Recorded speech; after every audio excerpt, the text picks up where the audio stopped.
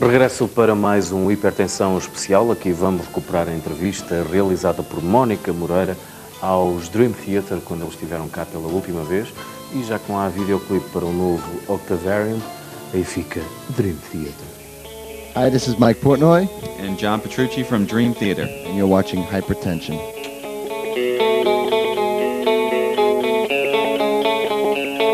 Yeah, we're real happy with it. You know, when we wrote it, we made sure that the songs were going to be great when we played them live, and it's been like that. Every time, you know, we start one of the new songs, the audience reacts as if it's, you know, a classic or something. So it's been a great response, great reaction.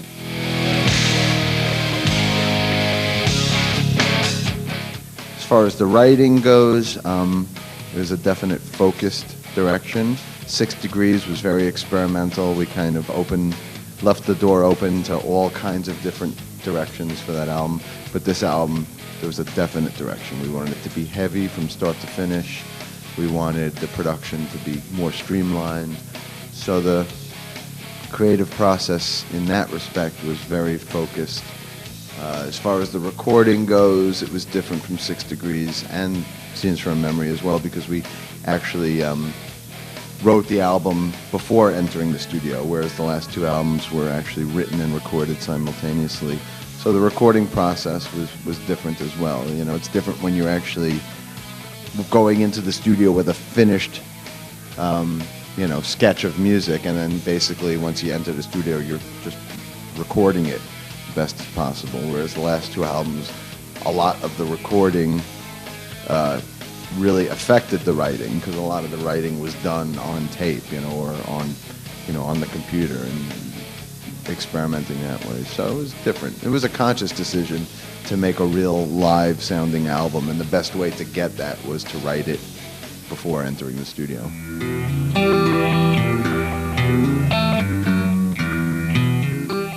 You know, playing those types of passages in our songs is the most fun. You know, when we play a song like Peruvian Skies or Home, or, you know, it has a lot of energy. And I think the audience really picks up on that. And in the past, you know, we'd write a song, and there'd be like a heavy section in the song, but then it would take its different turns. And we thought this time around, you know, let's make the songs more focused. So if it was a strong, powerful, heavy song, make the whole thing sound that way. Keep the energy level up, keep it going.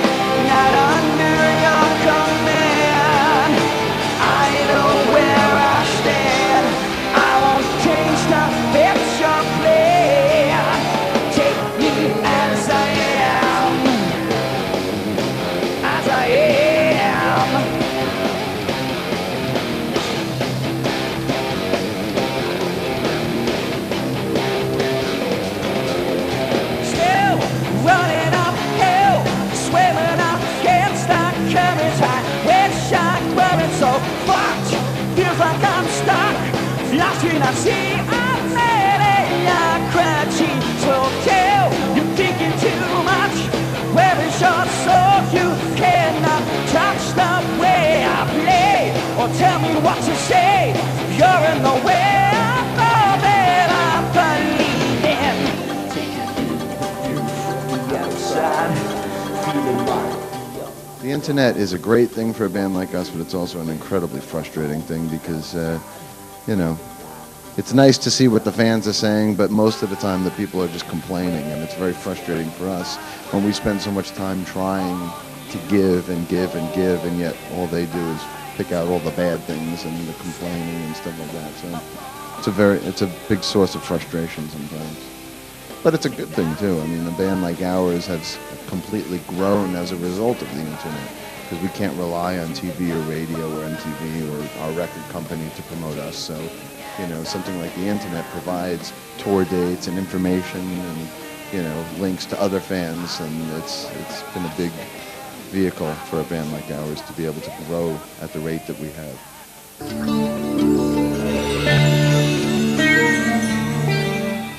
We've been with our record company now for, I don't know, 12 years or whatever, and you learn a lot of lessons from the music business. You know, we had, with our first album with them, we had Pull Me Under, which was a pretty big success on radio, at least in America, and so then suddenly there was a whole new expectation of what Dream Theater was capable of. Suddenly I think there were expectations for us to be some sort of radio band. The fact of the matter is, Pull Me Under was an 8.5-minute song. And so, you know, on the heels of that, the next few albums, Awake and Falling Into Infinity, there was a lot of pressure to follow up that kind of success, whereas the fact of the matter is, we never set out to be that type of a band.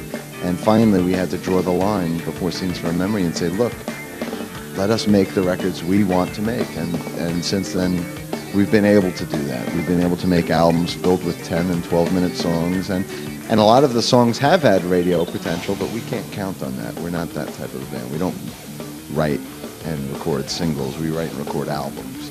If radio or MTV wants to play us, or if the label wants to get behind us, that's great. That's a bonus.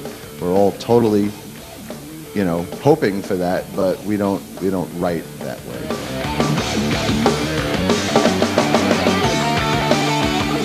We made a conscious decision to stop making videos because of what I was just saying to you. We're not that type of band. And I think every one of our albums has had songs that could be, you know, successful on radio, you know, whether it be Solitary Shell or As I Am from the new album. I mean, I think we have had songs that have had that potential, but we're not that type of a band. I mean, when we made Hollow Years, that was our last video in '97, we were forced into it by our record company. We didn't even want to do it.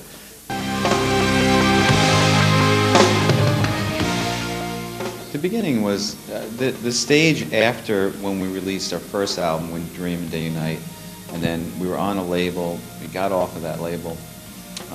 We were looking for a singer for like a year and a half. We didn't have a deal.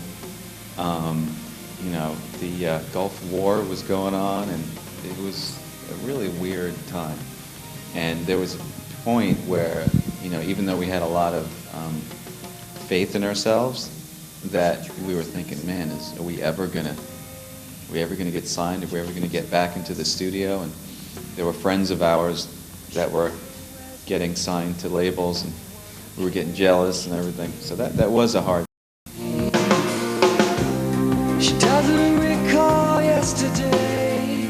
Well, we're already up to 19 years now together, which is, you know, me and John met when we were 17, and now we're together, you know, going on 19 years, so that's more than half our lives, and it's pretty incredible that we've been around this long. I mean, we were around before Nirvana and before Guns N' Roses, and we're here long after Nirvana and long after Guns N' Roses, so, you know, if we can go this long and this far, who knows how much longer it can go for. I guess as long as there's a fan base that's going to be behind us and be interested in what we do, then we'll keep doing it.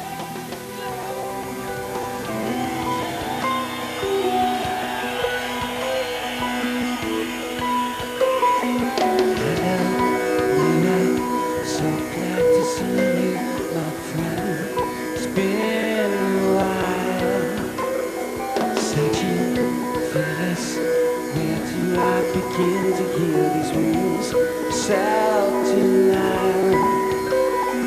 Face yourself, man. Raise yourself, man. Treasure hell back. You've been blinded, living life for one we call existence. Whoa, whoa. Now it's time to step above the part between the eyes. You lost child. I wanna feel your body breaking, wanna feel your body breaking and shaking and left in the cold. I wanna feel your conscience making a change to fix this dying soul, this dying soul.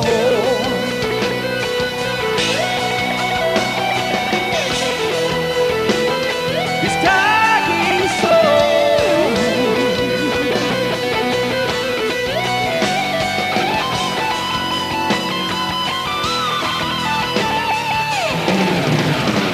Broken swirl, broken home, surrounded by love and all alone. Once two lives with you, I'm a third and bottle of home. You get the other deal while step. Everybody thinks they know the best. But when you shit in such an age, you can only feel the pain with pain and rage. Then sees my dream quiet. You never had a chance to thought you could. Running all the while with no escape. Turning up pain, blame and hate, living on your own 21. Now single here and have fun. Cause you know the life in front of you. Burning out the fuse and smoking, dark president. Possessive obsession.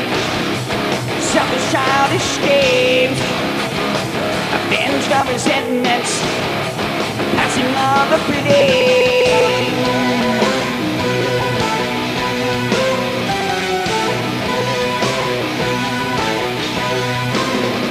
Living out of life of decadence, without a consequence, spending our lives coast to coast, spending on the ones who matter most, when I thought I'm no control, fighting for the credit being a storm, no one can tell you what to do. Putting out lives so they can't stand up out of you. Live in reflection, see from miles away. A hopeless affliction, having run astray.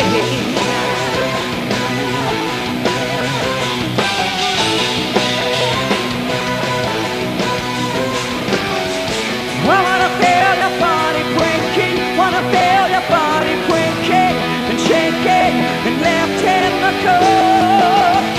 I wanna feel your conscience making a change to fix this dying soul, this dying soul.